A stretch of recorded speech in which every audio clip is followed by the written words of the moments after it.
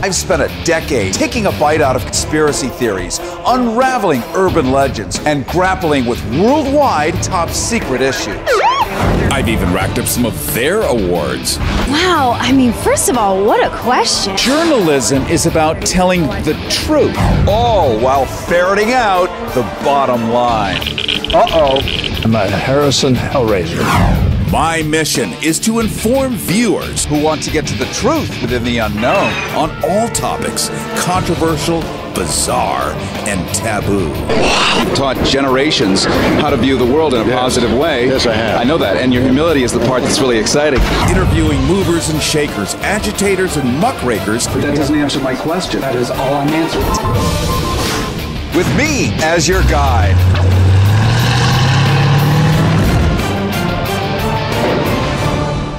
In his first interview in 10 years, Olympic gold medal champion Ioannis Melissinidis is going to talk to us today about not only being an Olympic champion and how he got from A to B. Part of what you represent is open-mindedness. When you took me to Poseidon's temple, and by the way, I brought a souvenir, these olive leaves, where you pointed out rightly, these trees are thousands of years old.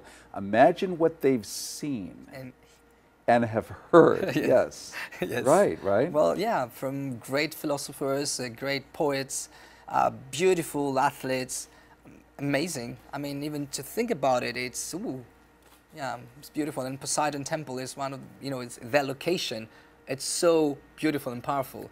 It's the location also that King Aegean unfortunately committed suicide because he was expecting his son Jason from Crete. When he killed Minotaur, he killed Minotaur, but he forgot to change the ceilings from black into white. So King Aegean unfortunately was very disappointed and very unhappy. So that's why he committed suicide from that place, from the Poseidon Temple. Yeah, and one of the things that you've done for, if you've never been to the Acropolis, which was really my first tour, private tour, the only tour, happened to be a private tour. If you haven't been, this is the Parthenon. This is the extraordinary seat of the most incredible architecture. Look at our Capitol building. Look at every major city in the world. Berlin. White yes, House. Very much so, right? I mean, this is duplicated architecture. But more interestingly, we have the story of Lord Elgin, who came in and took these incredible statues that are thousands of years old, took them to the British Museum, and part of what you want to do for the people of Greece is bring them back. The reunification of the Parthenon marbles, and also great stars from all over the world, including George Clooney recently, after his, not last movie, but the previous one, he did a powerful monument. Thank you. Yeah, he did very powerful statements about the reunification of the Parthenon marbles, because the temple of the Acropolis is a symbol of democracy, of the philosophies, the birthplace. Greece is the birthplace, and Athens the birthplace of democracy. And then Lord Elgin, during the Turkish occupation, he did something very, very naughty. Yes, under the table. So in less than 48 hours, he took these unofficial, official black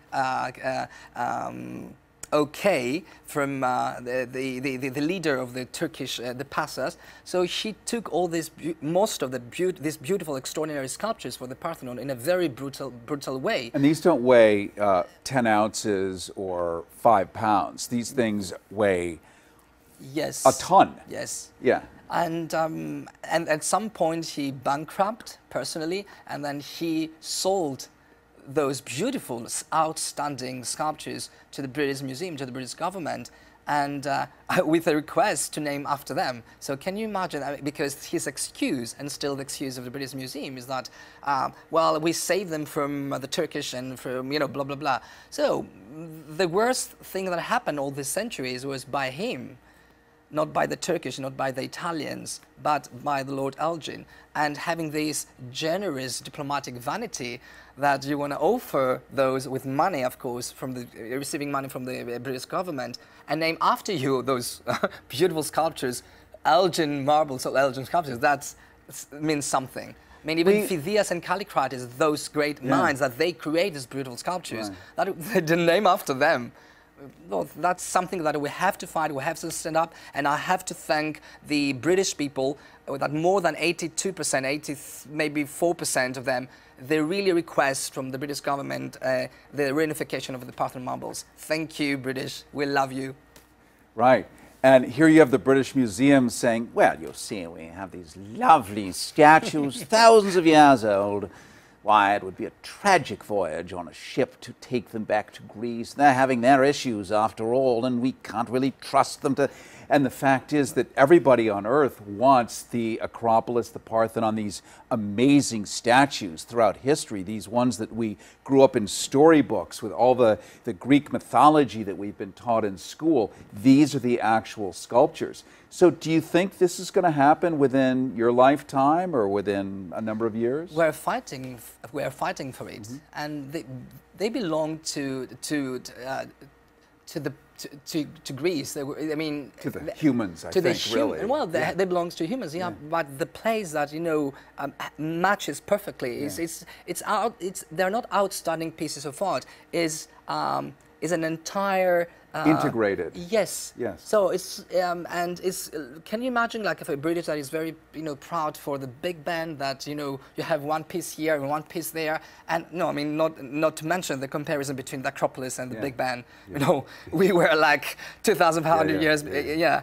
But still, it's like if the people can imagine this comparison. I mean, the British would say, well, no, we want our Big Ben, blah blah blah blah, and they are a member of the EU. We are a member of the EU. I mean, come on, and 83% of your citizens kindly request the reunification of the Parthenon marbles. So we are fighting for it, and we're going to make it.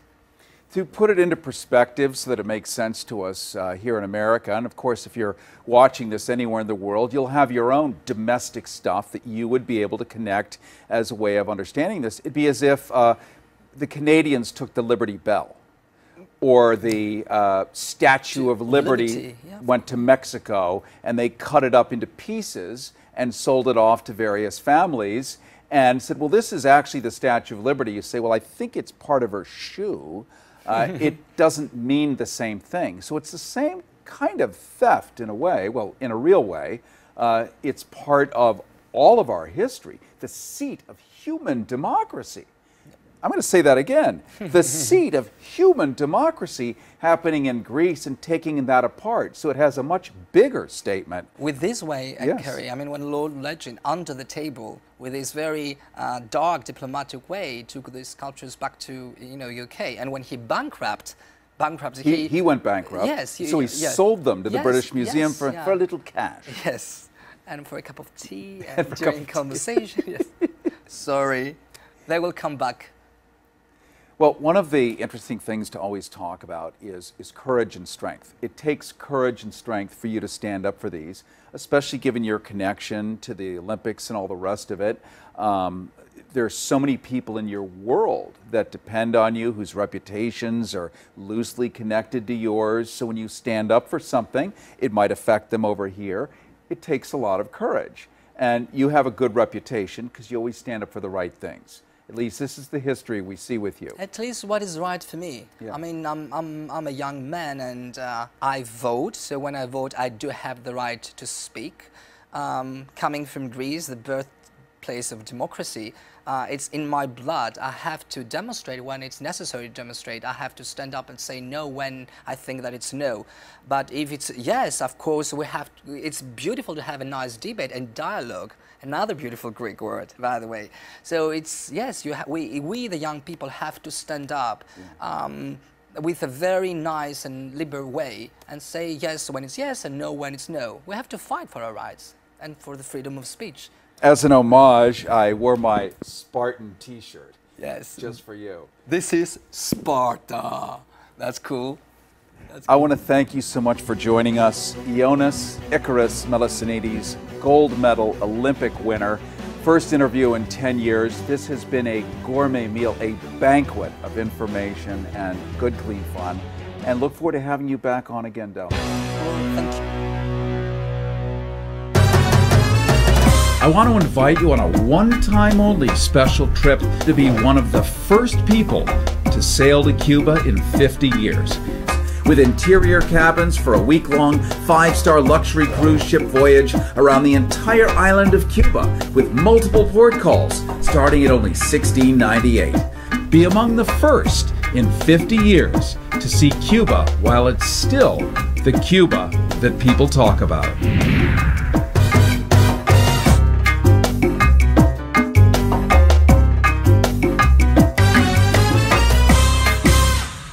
From Hollywood, this is Harrison.